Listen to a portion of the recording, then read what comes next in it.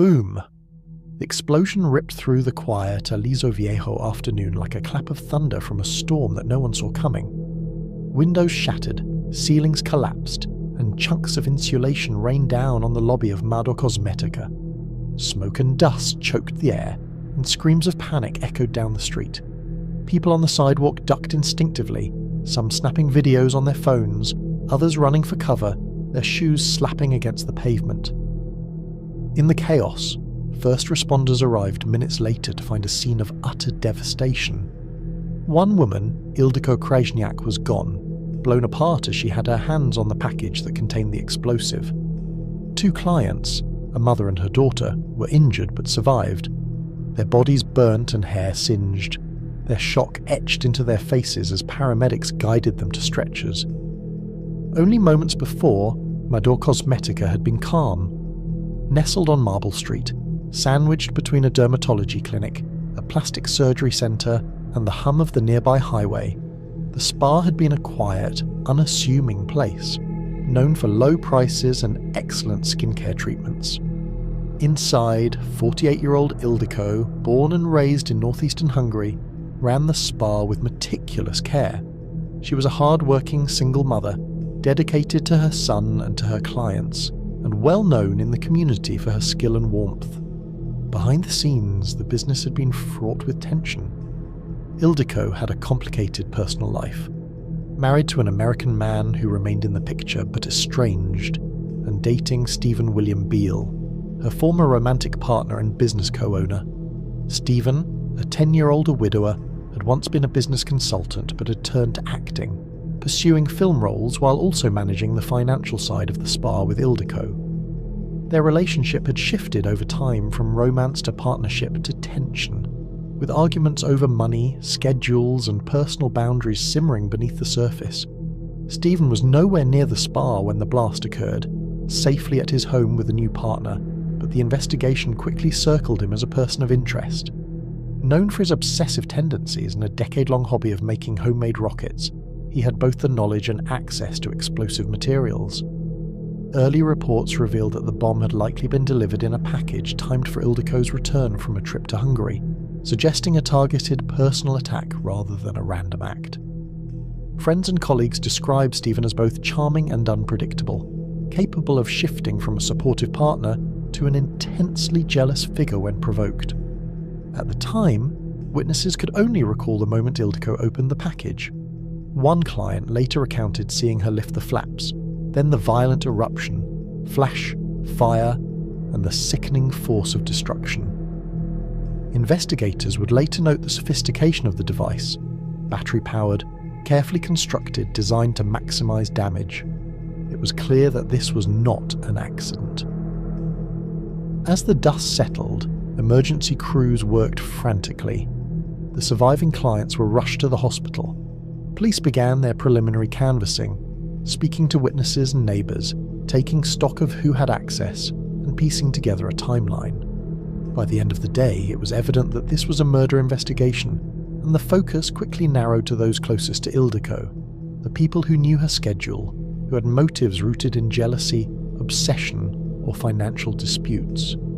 The explosion at Mado Cosmetica was only the first act in a story that would unravel a complex web of personal relationships, hidden resentments, and deadly obsession. And for Stephen William Beale and Ildiko Krajniak, the shadows of the past and present collided in a violent, unforgettable instant. As the smoke cleared from Mado Cosmetica, Orange County deputies and investigators swarmed the scene, their eyes scanning the shattered lobby, the debris, and the horror of Ildiko Krajniak's death. Witnesses described the explosion, the package she had opened moments before, and the terror that rippled through the small spa. Investigators began piecing together her life, her relationships, and the complex web surrounding the business she co-owned with Stephen William Beale. Known for his charm and obsession with Ildiko, Stephen became a person of interest almost immediately. Friends noted his jealousy, his controlling tendencies, and his deep investment in the spa's success. Police quickly discovered that Stephen had a history with explosives, once crafting homemade rockets in his garage, and that he had purchased a box and battery matching the ones used in the deadly device.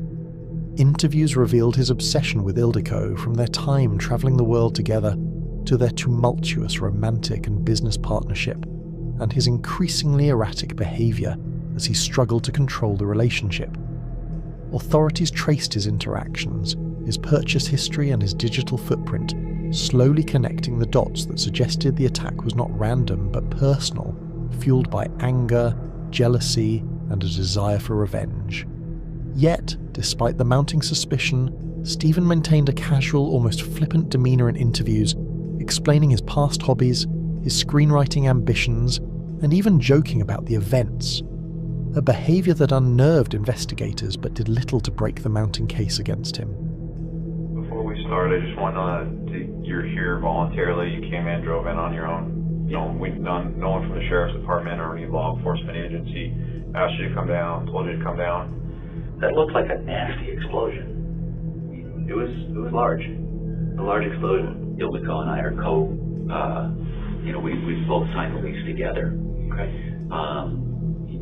And we're building that business, and quite successfully. Any equipment in there that I'm kind of ignorant to the type of equipment that are these places? Anything that has oxygen or something that may have caused an explosion? We deal with cream, cleanser, wax.